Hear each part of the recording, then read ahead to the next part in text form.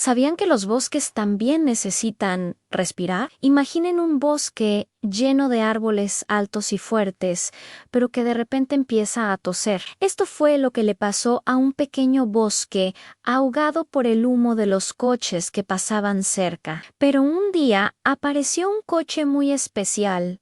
No era como los demás, era un coche eléctrico, silencioso y de un color verde brillante, como las hojas en primavera. Este cochecito verde no echaba humo. Cada vez que pasaba, en lugar de contaminar, parecía dejar una estela de aire fresco. Los árboles, al sentirlo, empezaron a estirar sus ramas con más fuerza. Las flores volvieron a mostrar sus colores más vivos y los pajaritos regresaron a cantar en sus ramas. El coche verde le enseñó a todos que con pequeños cambios, cómo elegir cómo nos movemos, podemos ayudar a que nuestros bosques y nuestro planeta respiren mejor.